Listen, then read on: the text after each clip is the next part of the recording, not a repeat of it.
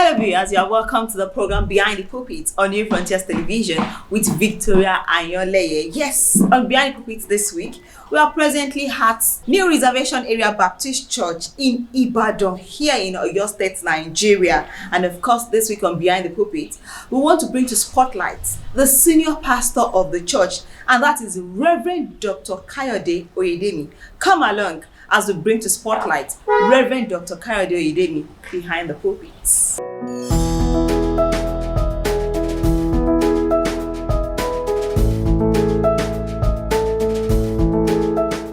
Yes, you're welcome back from that break. I told you last week that this week on Behind the Pulpit, we are going to bring another minister of God into spotlights. And trust me, this week, we are at New Reservation Area Baptist Church here in Ibadan, and the person we are bringing into spotlight is the senior pastor of the church, and that is Reverend Dr. Kayode Oyedemi. You are welcome on the show, sir. Thank you very much. Yes, who is Reverend Dr. Kayode Oyedemi, and what was your childhood like? Okay, I was born in Akure, October 13, 1968. To my late father and mother, Adebayo and Morade Oyedemi. So they were native of Oyo town. So automatically, I'm from Oyo. But they were at work. My dad was a civil servant. So he used to be transferred from place to place. So my childhood was spent in several places. From Akure, where I was born, or Akure, where I was born in Ondo State. We moved to Ogun State, in the Buibu area. From there, we moved to Ibadan. From Ibadan to Iwo. Then from Iwo, when he retired, we moved to Oyo. So I never lived in my hometown until I was doing my HSC, so that's when my parents relocated back to Oyo. So my primary school education began in Ibadan here. So Sacred Heart Sacred Heart Public School at Agotino, off Ring Road. So because of the instability of my parents, we were moved to Iwo, so I finished my secondary school at Iwo. That's Methodist Primary School, Iwo. From then, I went to Baptist High School, Iwo, where I had my secondary school education. Had my lower Cs, that's HSC, at Baptist High School, Iwo. Then my parents then moved to Oyo, so I also relocated with them. So finished up my HSC at Olivet Baptist High School, Oyo. That was in 1986. So immediately, I gained admission to University of Ilorin. So to study sociology. So from after graduation in 1990, I went to Jos for my NYSC. I served with the student ministry of the convention. I served under Reverend Philip Wilson, who then introduced me to discipleship. So he has been my discipler since then, even up till now. So I'm the third of 4 children of my parents. So I don't know whether. Yes, actually, what we say that your childhood was actually quite eventful. Having to move back and forth before you were able to move to your hometown. Now, when you were telling us about your childhood, you mentioned that you attended Baptist High School, then Olivet Baptist High School. Now, one will know that, okay, you have this background about the Baptists. That means, yes, we were brought up from a Christian home. So, how did they model, their faith while growing up, in the family, and what impact does that have in your life? God blessed me and my siblings with parents that were Christians and very, very devoted Christians. So that gave us opportunity of a good parental upbringing. So we were introduced to the church right from baby. So, and both of them were very, very committed My mother was a deaconess. Then my father has served in so many principal church offices in several Baptist churches. Because of that, we had a very, very good religious background. Even before I was born again, I was so religious that it was even difficult for me to know whether I was born again or not because of the religiosity. In my home, the way we were brought up, you had no choice. You had to go to church. Every activity in the church. Bible study, prayer service. So because of that, that gave us an opportunity of, despite not being born again in the early part of my life, I was living a kind of a moral life. When I was about getting exposed, being influenced by peer pressure, God really helped.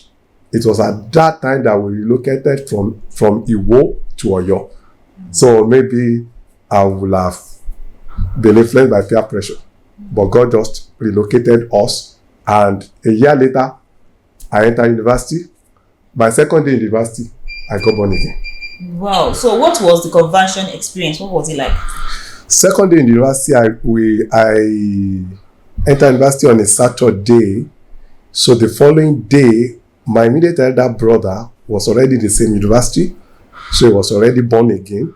So through his influence, I was at the Illinois Christian Union service the following day, which was a Sunday. And as the message was going on, I realized for the first time that I had never at any point in time surrendered my life to Christ. I got convinced that my religiosity cannot save me. So I felt the need to respond to altar call. And before then, each time I thought about heaven, I wasn't sure if Christ come at that time, whether I would go with him. So I responded to altar call and I gave my life to Christ and experienced a drastic change in two major areas. You know, I said I was religious, living a kind of moral life, although I used to tell lies, deceitful. But one major change that came almost immediately, I stopped telling lies. It was a major change. Then I stopped living deceitfully. And thirdly, I received boldness to talk about my faith. In fact, within a week that I got born again, I was already following them room to room to witness about Christ. Now, having the understanding that you came from a Christian home, when you informed your parents and your siblings that I want to become a pastor, what was their reaction like? By saying that was a confirmation. I grew up hearing my parents that shortly before I was born, there was a word of prophecy that I think about 2 or 3 weeks to the time I was born, a word of prophecy that said that the baby in my mother's womb will be a boy, will be born on a Sunday, and then will be a minister. Wow. So my parents already knew that. I grew up to hear that from them. They never enforce it, they never see anything. So then again, the first time God will speak to me was, I used to struggle about it because the thing used to come. I used to be very, very quiet at that time, very, very quiet, very shy. So I believe I didn't have qualities of a pastor. And when I got born again, I was so afraid of it that I was almost even wishing that I was afraid of disobeying God. And at the same time, I didn't want to be a pastor. I remember after my first year in the university, I went home during one of our holidays. My dad was a very prayerful person. He and 3 other people were praying in the sitting room, and I was going out. And there was a woman there who had gift of prophecy. As I just passed through the sitting room, the man just come and say, come. He said, this your son is going to be a minister. And he gave a warning in Yoruba. He said, Shora fun obìnrin. That is, be careful of women. That is, by the time you become a minister. So I hold on to that, and it was a major truth for me today, because I keep on reminding that warning, and I keep on being very cautious. But despite that, I was still struggling. Some months later, as I returned back to the campus, we finished fellowship one day, Baptist Student Fellowship. And somebody told me, okay, is somebody knowing the Baptist faith very well? Professor Shayola Dejo. We were together at Baptist Student Fellowship then. He was a few years ahead of me. He was one of our leaders then. He just told me that he would like to see me after the fellowship. So when I went to meet him in the room, he said, as we were in the fellowship, God just told him that I'm going to serve him. I thought he was talking about maybe service in the fellowship. And at that time, I was even thinking of relocating, changing my university. I said, I won't be NST. I said, no. He said, that's what I say. That God said, wherever I go, I was going to serve him. But a definite call came to me. That was October ending, or I think October ending, 1988. I went for Baptist Student Fellowship National Conference at Jos. And on the final day, a Sunday, Professor Melanie Nola preached on that day. And he preached on commitment in ministry. And because I was running away from the call, I used to pray that, God, what is my ministry? Show me my ministry. So that day when he preached on commitment in ministry, he rounded it up by saying people that don't know their ministry should pray that God should reveal it to them. And he asked for altar call. I responded among those who are trusting God to reveal their area of ministry to them. So after the message, he called all of us together, divided into 3 groups. In one group were people who are asking God to tell them the area of ministry. As he started addressing all that day, I had a very clear, small voice of the Holy Spirit saying, you are a pastor. And I felt joy immediately, as if I received answer to what I've been praying for. So when we were traveling down by road, over in the bus, singing, I did not even remember anything about it. But by the time I got home, slept, woke up again, the reality of the call dawned on me, and I was afraid again. So I started struggling with it again. And coincidentally, the person that I went to for counsel, who was like senior friend to us in the church at that time, was a former convention president, Reverend Dr. Shukwayo Kunle. So I went to him, shared with him.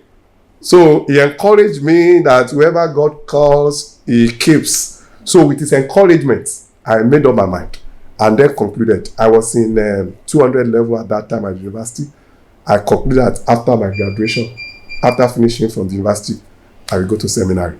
So immediately after my NYSC, in fact, a month to the closure of my NYSC, I resumed at the seminary in Ogbomosho. Wow. That was in 1991. Now, you've been, a pastor of Baptist church for decades now. And of course, you would have faced, not 1, not 2 or 3 challenges. So I'd like you to share maybe a significant challenge that you've experienced in the course of the ministry and how you were able to overcome that particular challenge. Okay. One major challenge that at least I can remember 2-3 challenges. The first challenge I faced, maybe when I came to this church, was the situation I met in the church at that time, that about 2-3 people dying. In fact, a month into the church, one person died. And it was so devastating. You just people in a church, maybe a month or 2, one person died.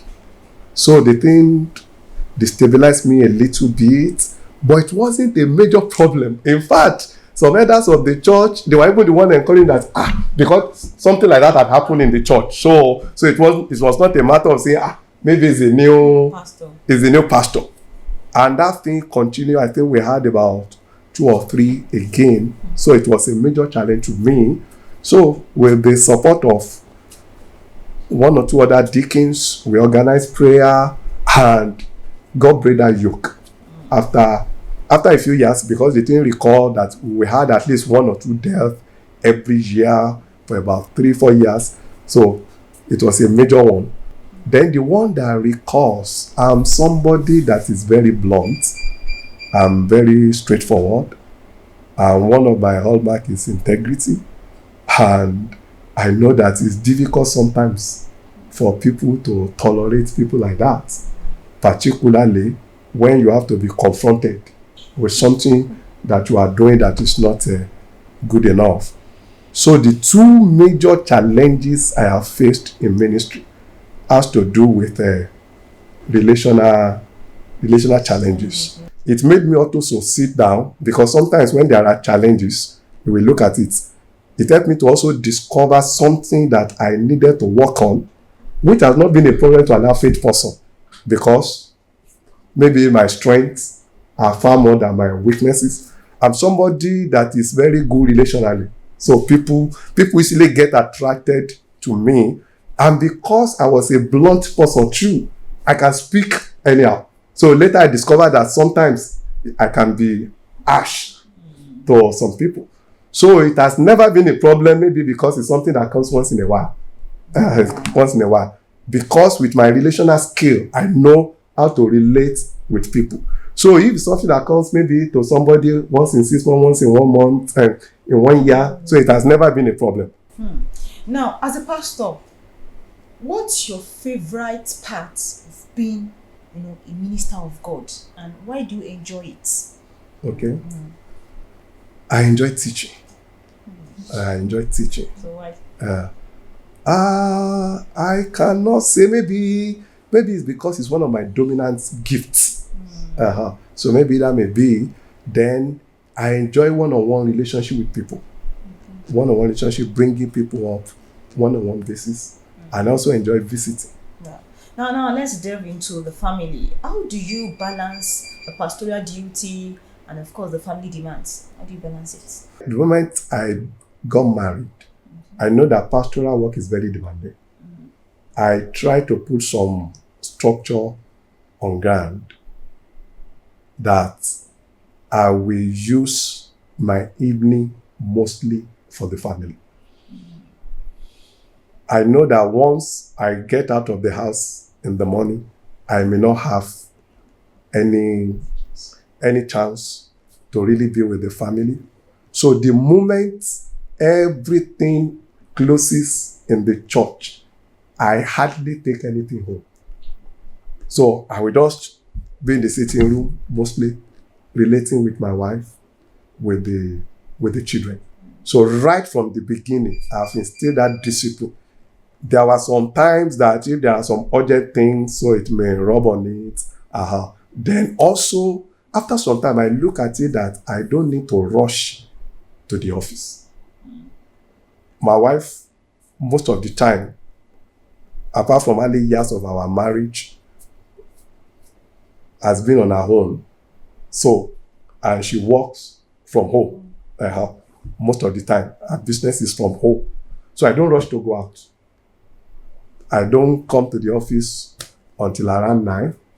So that gives me the opportunity of at least one-on-one relationship. And I've been privileged most of the time, not all the time, to have the greater percentage of my times in ministry as being in this church with the pastoral inside the church compound. So in the afternoon, I can easily dash home maybe around 3-4, go and take my lunch. So that's also another opportunity of relating with the family. So how supportive as mommy being, and of course the children, especially in the ministry, knowing fully well that sometimes, like you mentioned earlier, that it's demanding, and looking at the part of the children, not seeing, their parents or their father when they want to, especially when there is, loads of work, especially from the church. So how supportive have they been, in times like that? My wife has been very supportive right from the beginning. Very, very supportive. Yeah, she has never been a disturbance to me.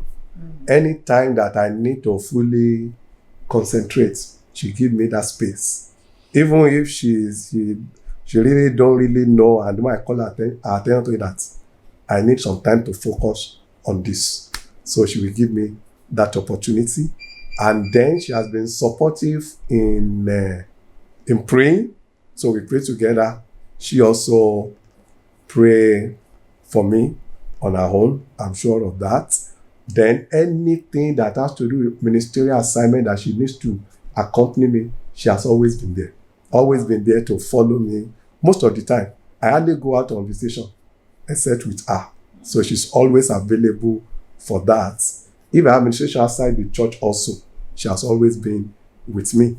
And she has been playing the part of the women ministry. Also been playing it well.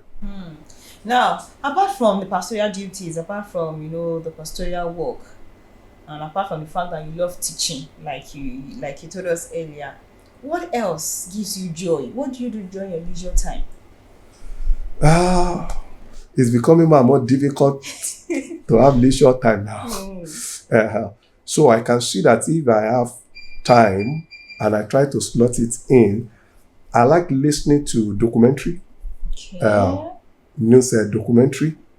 Then I also like watching Christian home videos. Wow. So those two things. Now, one thing that I do ask ministers of God, especially on behind the pulpit, is, do you have friends outside the ministry? Apart from the fact that you are a Christian, so do you have friends who are not Christian? And let me ask that, do you have friends like that? Or that they are not born again?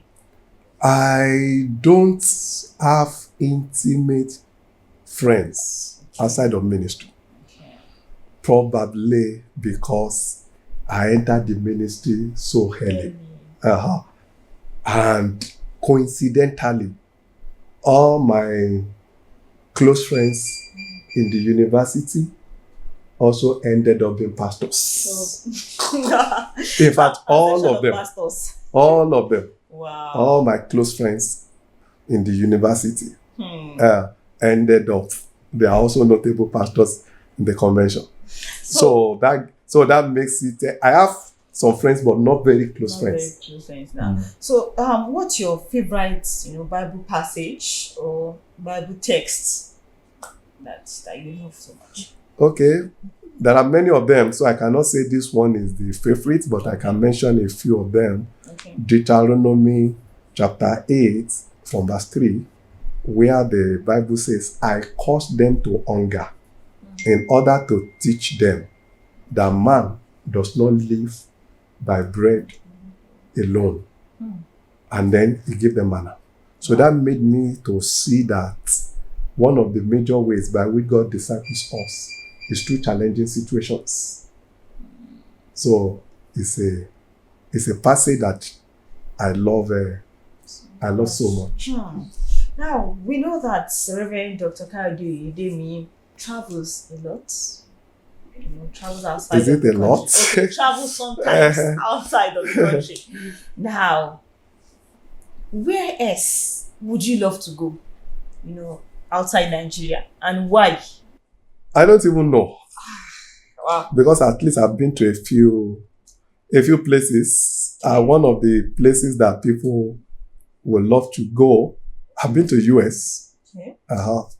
At least quite some time, for at least about 4 or 5 times. About 5 times I've been in US. So US is like a model for everywhere. So that's why I said I don't even know.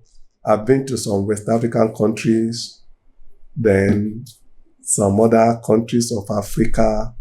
I've also been on pilgrimage to Israel, Italy, Jordan, been to South Africa.